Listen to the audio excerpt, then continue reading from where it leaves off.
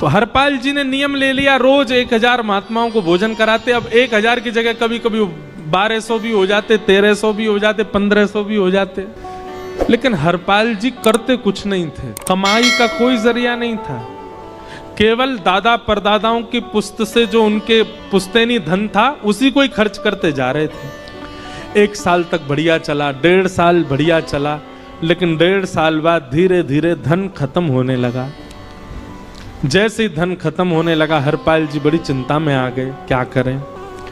पत्नी को नहीं बताते थे, क्यों बोले इससे तो शर्त लगी, इसको क्यों बताऊं अपना दुख, इससे तो शर्त मेरी यही शर्त थी कि रोज 1000 संतों को भोजन कराना। तो हरपाल जी ने बाहर जाते और दुकानदारों के यहाँ से जाकर के कर्जा लेने लगे। और वो पुराने संपन्न थे तो किसी ने कर्जा देने से मना भी नहीं किया, सब देने लगे, बोले ले जा। इतना कर्जा कर लिया, 6-7 महीने तक कर्जे में भी उनके संत सेवा बंद नहीं हुई।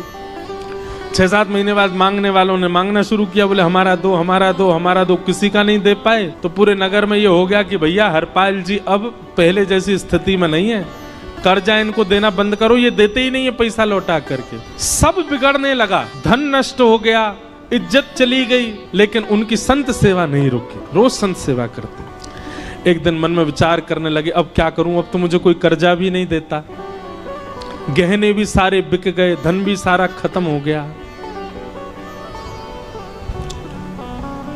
तो हरपाल जी ने मन बनाया कि मैं चोरी करूंगा, और चोरी करके ठाकुर जी, आप लोग मत करना ऐसा, चोरी करूंगा।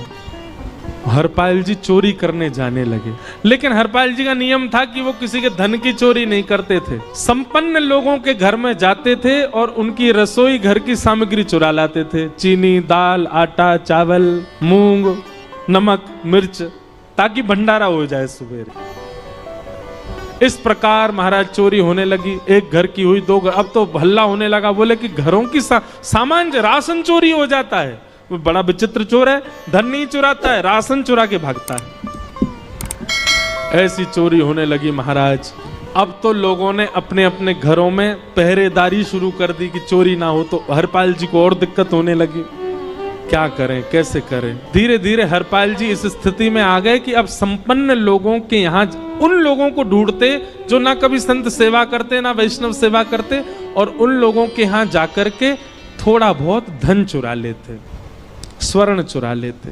करना कुछ नहीं, अपना घर नहीं बनाते थे, बसाते थे, संत सेवा करते थे।